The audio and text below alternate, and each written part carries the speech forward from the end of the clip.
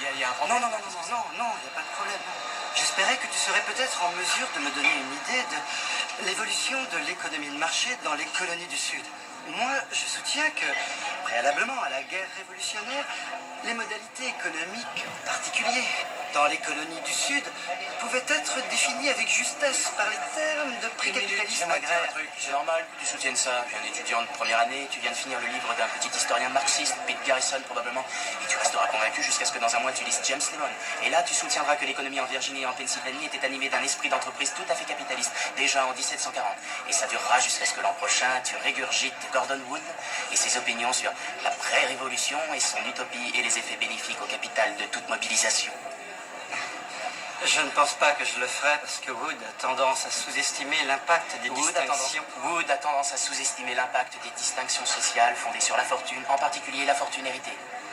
Tu as lu ça dans Vickers? Travail dans le comté des sexes, page 98.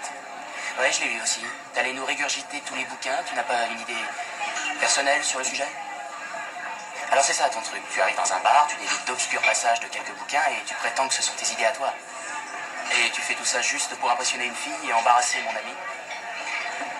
Ce qui est triste pour un type comme toi, c'est que dans 50 ans, tu vas commencer à penser par toi-même et tu vas découvrir le fait qu'il y a deux certitudes dans ta vie. Primo, t'es pas fait pour penser. Et deuxio, tu as paumé 150 000 $ pour un enseignement que tu aurais trouvé pour 1,50 $ d'amende de retard à la bibliothèque municipale. Oui, mais moi j'aurai mon diplôme. Et tu serviras à mes gosses des frites dans un drive-in quand je les emmènerai skier à la montagne. Ah oui, peut-être. Mais au moins, j'aurai ma personnalité. Mais si ça te pose un problème, tout ça, on peut faire quelques pas dehors et régler l'affaire entre nous. Non, vieux, il n'y a aucun problème. C'est cool. C'est cool? Cool. Ouais, tu peux le dire que c'est cool. Ouais, c'est ça, la ramène plus. Vous avez peint ça? Oui. Tu peins? Tu sculptes? Non. Tu aimes l'art? Non. Tu aimes la musique? C'est une merde, votre truc. Ah, et si tu me disais vraiment ce que tu en penses? Le cocktail du linéaire et de l'impressionniste, eh bien, ça fait une composition assez fouillée. C'est un plagiat de Winslow Homer, en plus, sauf que vous avez un blanc qui rame dans votre bateau. Tu sais, même Monet n'était pas toujours en forme. Mais c'est pas vraiment ce qui m'intéresse. Qu'est-ce qui t'intéresse? C'est les coloris. Tu veux que je te fasse vraiment chier? C'est de la peinture au numéro. C'est des couleurs au numéro, parce que c'est des couleurs fascinantes. Ah, tu trouves? Explique-moi Bien sûr. ça. Je pense que vous allez pas tarder à vous couper votre putain d'oreille, vous. C'est vrai? Ah oui. Bon, je vais peut-être aller vivre dans le sud de la France et me rebaptiser Vincent. Vous connaissez le dicton nécessité n'a pas de loi? Oui. Ça s'applique peut-être à vous. Comment ça? Eh bien, mettons que vous êtes surpris en pleine mer par une grosse tempête. Oui. Le ciel vous tombe sur la tête, les vagues s'écrasent sur votre petit bateau, les rames vont bientôt se rompre. Et vous pissez dans votre froc, vous chialez, vous avez peur et vous êtes prêt à tout pour vous en sortir. Peut-être devenir psy. Bravo, c'est ça. À moi de faire mon boulot et arrête de m'en empêcher. Peut-être que vous n'aviez pas la femme qu'il fallait. Peut-être que tu devrais fermer ta gueule. Attention à ce que tu dis, chef, d'accord? Ouais.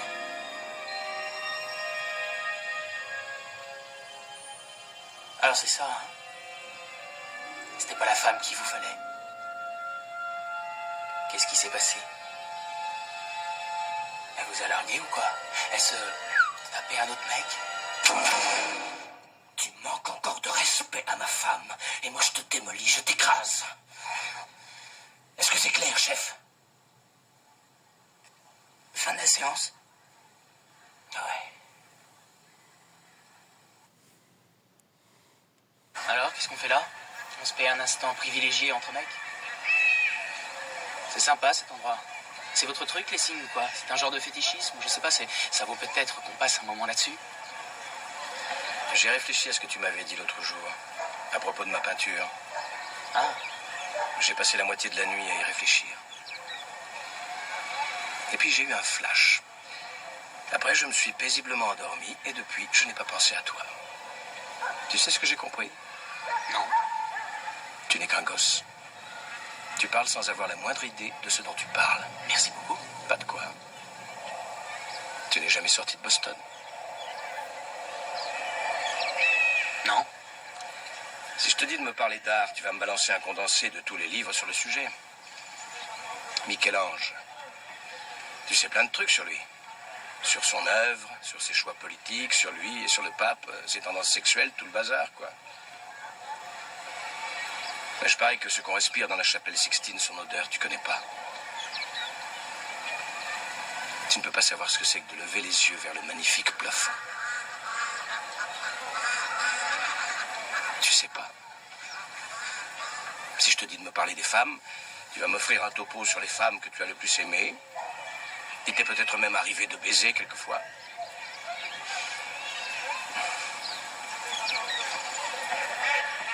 Mais tu ne sauras pas me décrire ce que c'est que de se réveiller près d'une femme et de te sentir vraiment heureux. Tu es un coriace. Si je te faisais parler de la guerre, c'est probablement tout Shakespeare que tu me citerais. Une fois de plus sur la brèche, mes amis. Mais tu n'as pas vécu la guerre. Tu n'as jamais tenu contre toi ton meilleur ami. Tu ne l'as pas vu halter jusqu'au dernier souffle avec un regard qui implore. Si je te fais parler d'amour, tu vas probablement me dire un sonnet. Mais tu n'as pas connu de femme devant qui tu t'es senti vulnérable. Une femme qui t'est étalée d'un simple regard. Comme si Dieu avait envoyé un ange sur terre pour toi. Pour t'arracher aux profondeurs de l'enfer. Et tu ne sais pas ce que c'est que d'être son ange à elle. Et de savoir que l'amour que tu as pour elle est éternel. Et survivra à tout. Même au cancer. Et aux nuits passées assis dans une chambre d'hôpital pendant des mois en lui tenant la main. Parce que les médecins ont lu dans tes yeux que tu n'as pas l'intention de te plier aux heures de visite. Tu ignores ce que c'est que de perdre quelqu'un. Parce qu'on ne connaît ça que quand on sait aimer plus qu'on ne s'aime soi-même. Je doute que tu aies jamais osé aimer à ce point. Quand je te regarde, ce n'est pas un homme intelligent et solide que je vois. Ce que je vois, c'est un gosse culotté qui meurt de trouille. Mais tu es un génie, Will. Ça, personne ne le nie. Personne ne pourrait comprendre ce qui est au fond de toi. Mais toi, tu présumes que tu sais tout de moi parce que tu as vu une toile que j'ai peinte et ça te permet de disséquer ma vie. Tu es orphelin, n'est-ce pas?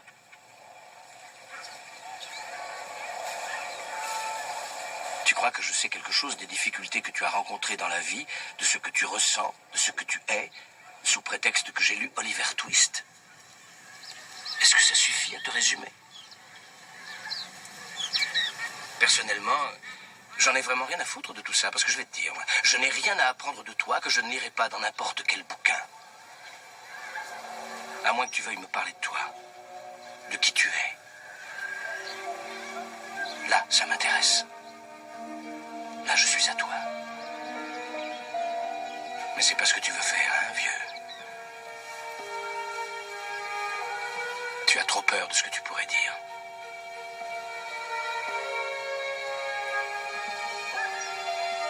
La balle est dans ton camp.